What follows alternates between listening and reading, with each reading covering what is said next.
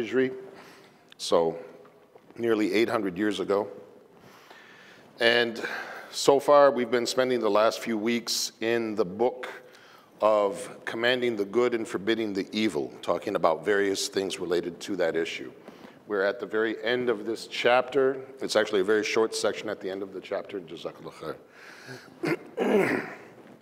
And before we begin, I had mentioned the topic right after the salah so that people would know. The topic that he speaks about here is the ruling on listening to music and singing. Now, in and of itself, that's not necessarily noteworthy, but I need us to reflect on where this is in this work. So this entire chapter, and many of you who come regularly know we've spent 3 or 4 weeks probably on this particular chapter on commanding the good and forbidding the evil. Throughout it, he's been speaking about various matters relating to forbidding and commanding and things like that, etc. He's never really spoken in depth on any one particular topic regarding its ruling, the hukum behind it. This is the very end of the chapter, and he's dedicated one section of it to discussing, a short section, but one section dedicated to talking about the ruling on listening to music and singing. That is not insignificant. That is not unimportant. It should make us take a moment to reflect. He spent all this time talking about commanding good and forbidding evil, and then at the very end of the chapter, he feels it necessary to place a section discussing listening to music and singing. So what that tells us is that the Shaykh, rahimahullah, he felt in his time, 800 years ago, that a very important topic that he needed to talk about in the context of commanding good and forbidding evil was listening to music and singing at that time. So it was so important that he felt, I need to tack this on to the end of this section to make this specific point to people, because we can draw by extension that it was a real problem, from his point of view at least. If he saw us today, he'd probably think that things were magnificent back then. But from his point of view at that time, it was a major issue. So much so that he felt the need to write about it in the end of this chapter, having not spoken about anything else previously. So that's one. The other thing, inshallah, the chapter, or the section is relatively short and doesn't have too much that is going to take a lot of time, inshallah, for us to cover. But I'm probably going to be sharing some things myself. I mean, we do this often anyways. But in this particular instance, there'll probably be a little bit more of that because, and I don't remember how much I've ever mentioned it in the settings here, prior to and just after my Shahada, 26 plus years ago, I was working professionally in the music industry. I worked in music industry magazines. I worked in radio. I worked in production. I worked in live sound. I worked on concert tours. I had a lot of different involvements, and I was making not a lot of money. I wasn't that great. I wasn't that successful, but I was making a little money at it. So I have a history with this. I grew up with this. I was taught piano. I was learning drums. I was a lot of things. So this has got a personal significance for me. And so likely we'll be sharing some stories, possibly, around that. So he starts off at the very beginning of this section talking about how Shaitan uses this to spoil the people's hearts. He uses music and singing and things of that nature to spoil people's hearts. And so much so that he says he's seduced, meaning Shaitan, lanatullahi alayhi, may Allah curse him. He has seduced thereby, with singing and music and things of that nature, many scholars and many mystics. So people of knowledge, people of worship, have been seduced by this, he's saying. So it's not just something, a concern or a danger to the awam, the general people like us. But he's saying it was a danger, it was a concern even for the people of knowledge, even for the mystics, the ones who were devoted to their worship. This was a danger, and this was a tool, this was one of those footsteps that Shaitan used to pull them astray. And he's saying, let alone the ordinary individual. So much so that some would falsely claim, so he's saying, so much so, people will be so deluded by music and singing and the experience that you have when listening to music and singing, that they would claim that they experience a unity with Allah. This is like what the Sufis refer to as fana, is that they kind of melt into the oneness of Allah. They become all absorbed in the magnificence and the magic, if you will, of Allah and His creation and everything else, etc., through music. Right? This is what they claim, some of them, through listening. And they even wrongly claim that they experience a joy like the joy of Jannah when listening to music and singing. Now, if you've ever been deeply involved with that, you can understand where they get this from. And for those who don't know, there's a whole science behind the use of sound to affect us emotionally, even physiologically, getting our bodies to react to certain sounds. There is a science behind that. It is not random. It is not by chance. They designed that. These multi-million-dollar movies that are being produced, none of them really are ever without a soundtrack, without a score. And they pay conductors and orchestras and musicians and producers obscene amounts of money to do this, so that what looks like it's relatively insignificant scene on the screen has a powerful emotional effect on you because of how they frame it with the music or the sound or the words and the songs that are playing in the background. None of it is done carelessly. Some of you may have heard of this idea of product placement in movies, meaning you're watching a movie and you see this brief shot of a Coke can even in the background of the scene. It might look like it's random, like it's completely off by chance. It's not by chance. Companies pay obscene amounts of money to get those chances and opportunities for even a fleeting glance of their product in a movie. So the same reason for the music. They don't do anything, they don't leave anything to chance. And they spend all the money they can to make sure that it has the effect they desire. So it's very, and you feel a certain way. It causes you to feel a certain way. This is well known. This is well known. They even use it in therapy sessions. So if you want to know the truth, he continues, then you should consider the first century of Islam, the first generation. We've spoken about them many times. The first generation, the Prophet himself, sallallahu alaihi wasallam, had alluded to the first generation, saying, "Khairul nas qarni," that the best of humanity was my generation. So he's saying here, look at the first generation. Look at them. He said, has the Prophet sallallahu alaihi wasallam or any of his companions done any of this? Is there any record of them anywhere having done this? There isn't. Most of us know that. We might even be searching our minds right now to think, can we think of anything we've heard? Even some of these folk tales that get spread about things that happen. There's nothing. And they say, what about their students and their students that came after them, the tabi'in and the tabi'in? Nothing. You don't find it. For at least 3 generations, you don't find it. Even further. And he talks about then, consider, if you will, the lives of the A'imma, the Imams of the Ummah. Abu Hanifa, Malik, Shafi, Ahmed, rahimahumullah.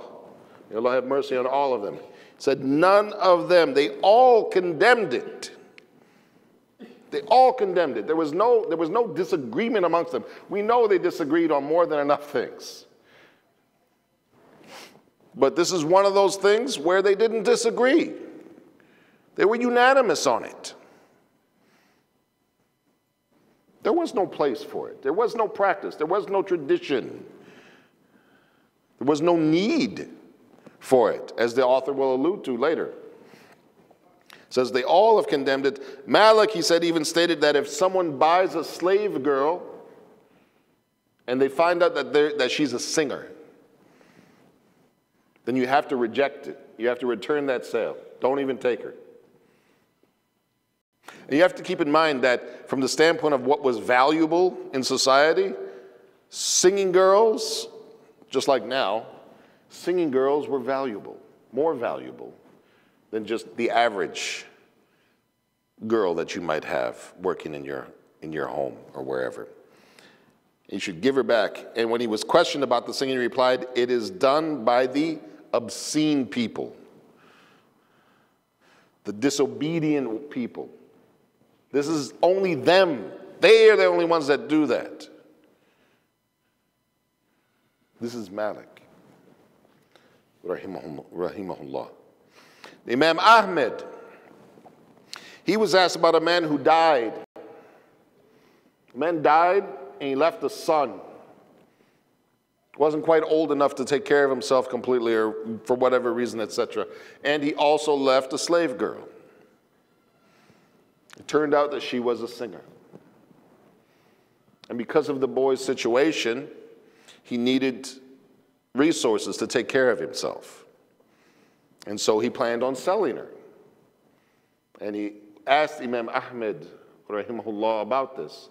And he said, sell her only as a common house girl. Do not sell her as a singing girl. And the son tried to discuss it with Imam Ahmed.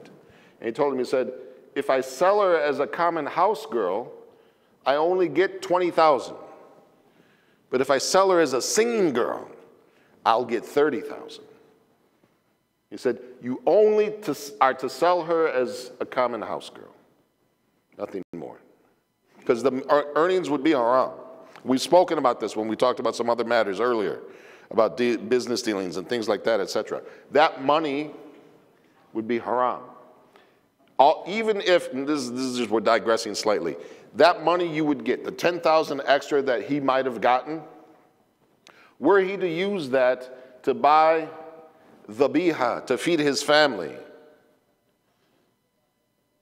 he would still be feeding them a piece of the fire, because the money was haram. It doesn't matter what you buy with it. The money itself was haram. So anything that you get, you could buy books with them. Those books would be part of the haram because you're consuming that possession, you're taking that possession illegally. Because the money itself was not obtained legally. This is how the Salaf used to understand halal and haram. We've lost this mindset. It wasn't just about, is it dhabiha? Is it far from all the shubha about what the source, what the microbes were, what the enzymes were, what this was, what that was. You can do that all day. But if the money you're using to get it was gotten from a means that is impermissible, whether it's through interest or through deception or through khamr or any of these things, doesn't matter what you buy with it, it is haram. You're feeding your family a piece of the fire by that. That's why they were absolutely scrupulous about where they took the money from. Granted, of course, they didn't have to worry as much about what they were buying after they got the money, because it was an Islamic society, mashallah. But still, they understood it in a different way. It was about the money itself. What was its source? What was its condition? Because whatever came from that was affected by that. And so it's important, but that's, again, I digress. Now he mentions another one of the Salaf here, Abu al-Tayyib al-Tabari, compiling a book where he also condemns singing. And he talks about how there's a statement from Imam Ahmed about certain types of poetry that he said it's not really that bad. But they clarified that that may be true, but only under certain conditions where there's no musical instruments, there's no lewd speech, there's nothing inappropriate in the words themselves. They're about praiseworthy things, spiritual things. And then there may be some permissibility for that. And he said this gives us some context for the hadith of Aisha, when she was a younger girl and she had some friends over to the house on the Eid day. And they were singing and they were playing the duff according to one of the narrations. And they were singing a song that was recounting the deeds of one of the great events in history of the tribe. And the way the hadith goes, Abu Bakr came in and heard it. And the Prophet was in the room, but he was kind of laying and turned away. And he started to chastise the girls. And the Prophet told him, he said, leave them be. This is our Eid. Because what they were doing was permissible. But it was nothing but good. And there were no instruments. The duff is, obviously, we know, is one of the only instruments that's considered permissible of any kind. And according to many, it's permissible for the women and the children. It's not permissible for the men. Because for the men to play it would be to imitate the women. So even though it's permissible, generally speaking, many scholars would tell you it's permissible for the women and the children only, not for the men, which is something we know in this modern era. We don't see that. Everybody plays it. We have full-grown men who are trying to make, whole careers out of their existence by playing and singing. And if we're being honest about their concerts, dancing, it's considered shubah an-nisa, being similar to the women, which is strongly condemned. Strongly condemned. So we need to be mindful of these things, etc.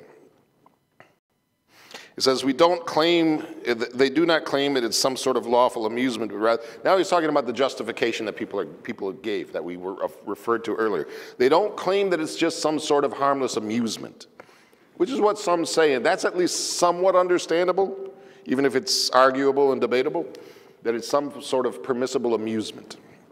But rather, they say it's some sort of qurbah. It's a means of drawing closer to Allah. Now let's think about this for a second. When they say that it's a qurbah, it's a means of getting closer to Allah.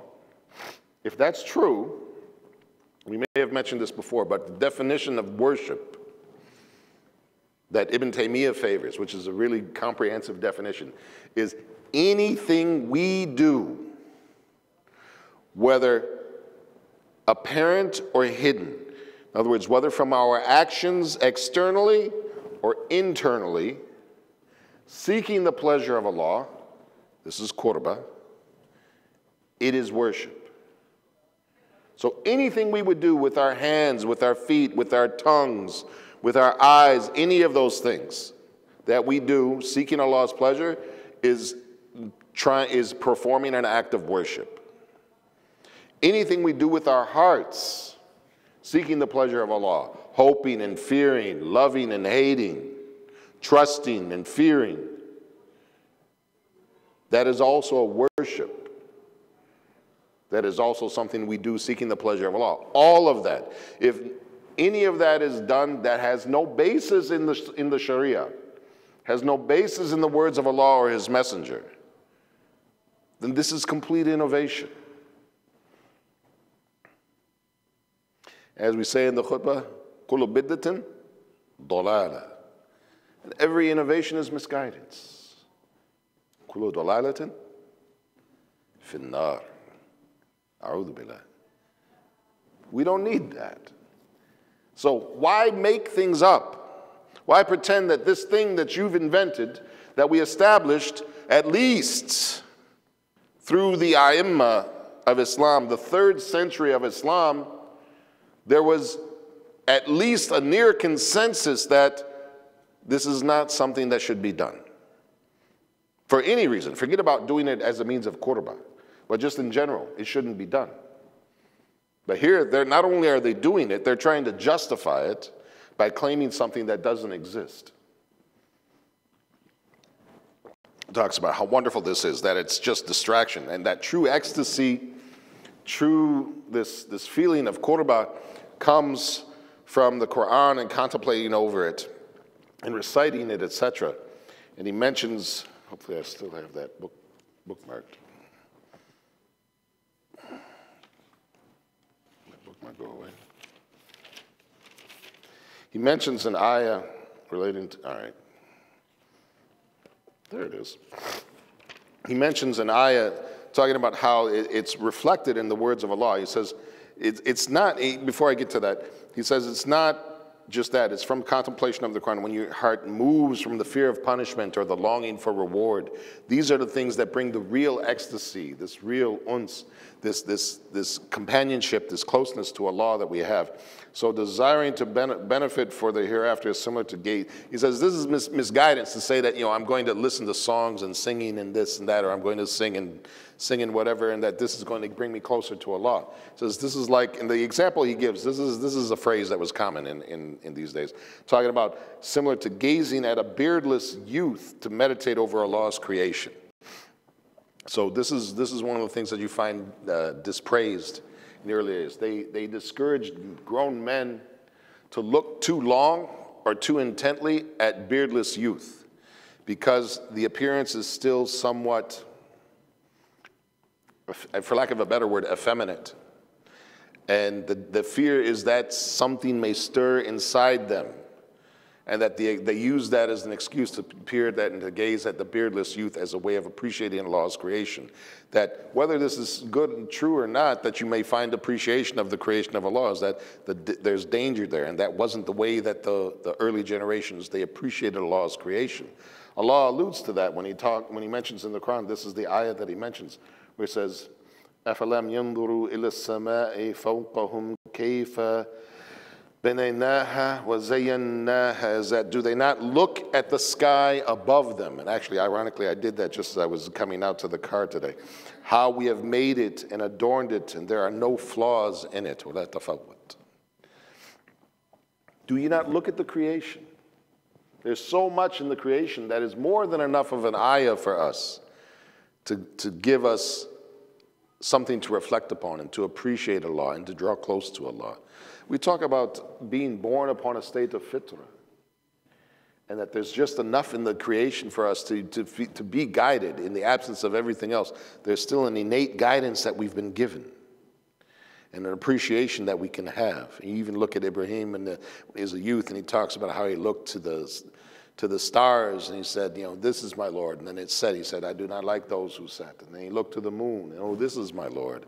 And then he said, I do not like those who set. And looks at the sun. So seeing these things, gaining these appreciations, he was doing it not in the sense of he was being befuddled or fooled by these things, but as a way of educating the people to show them, these are the kind of things you claim. But they have no permanence. They have no real power of their own. They're under the command of something else, someone else. So this is these things. And so there's so much danger in this music. And speaking from my own experience, where are we? Okay, so we got maybe 5 minutes. Speaking from my own experience with music, I can definitely tell you that there's an enormous danger of what it can expose you to and the sorts of compromises that you find yourself in. As I alluded to, even after my Islam, I was still in the music business for a few years because I wasn't going to leave it just based on someone's say-so. And I mean, some people may look at that and say, well, you stayed in haram knowingly. It's like, no, not really. Someone came to me who really had no reputation to me and told me, music is haram. And here I am working in the music business. And they didn't give me any justification for it. They didn't point me to an ayah. They didn't point me to a hadith. They just told me it's haram. So I didn't take their word for it, but I knew that I should start looking. And so eventually I found the answers. I found the ayat, I found the ahadith, and it was shown to me and I understood it. And then I started to get out of the music business. And that didn't happen overnight either. So during this time, I was still in the music business.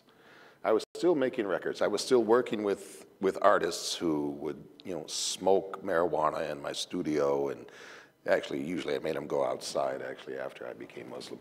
But they would smoke, they would, do whatever, they would be drunk, you name it, whatever.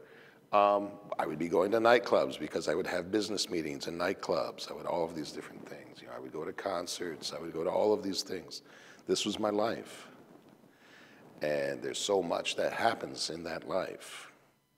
There's so much temptation in that life that I'm troubled when I see our youth and sometimes the people our youth look up to so enamored with music and singing and the life, this life of popularity, of glitz, of fame, because it all has great evil associated with it. There's so much harm that comes from it that we can be exposed to. And most of the music has horrible messages in it. And I'm not just talking about the obvious things, but all of the music, if you look into it deeply enough many times, there's messages there that if you understand what they're trying to promote, or if you understand the group and what they represent and things like that, there's no benefit. There's no benefit. And so it's just so much safer. I mean, granted, it's not living in the real world. Like I said, I was in the music business. I grew up with that. That was an integral part of my life. So I would be lying if I said that I still don't struggle with it from time to time. Absolutely, I do. I'm sure many of us, we have certain things that we were accustomed to in our youth that we realized later as we got old were maybe not the best things for us to be involved in. And we still struggle with it a little bit. And that's true of all of us to varying degrees, and especially for converts. We usually come with a lot of baggage on our hands. I was almost 24 when I became Muslim. I was, had been married and divorced. I'd traveled internationally. I'd worked in the music business. I'd taken my degree. I led a life, a complete and full life filled with all of the associated accoutrements that come with it. And so I had tons of things to deal with that I had to unlearn and undo and try and distance myself from, and no less. And the music doesn't help that. If we grow up, and the messages, I'll close on this because this is something that I'm seeing recently. And I don't know if any of our sisters are listening, but inshallah the message can be shared.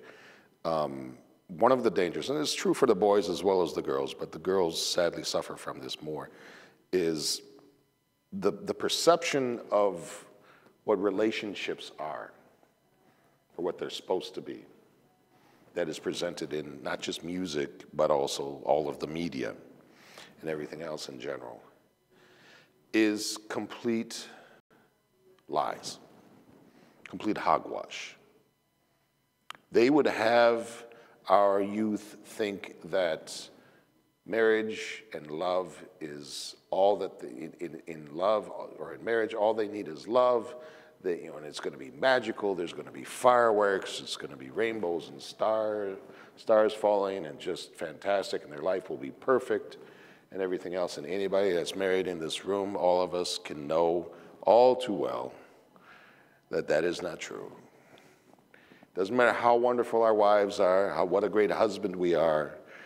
It's not true.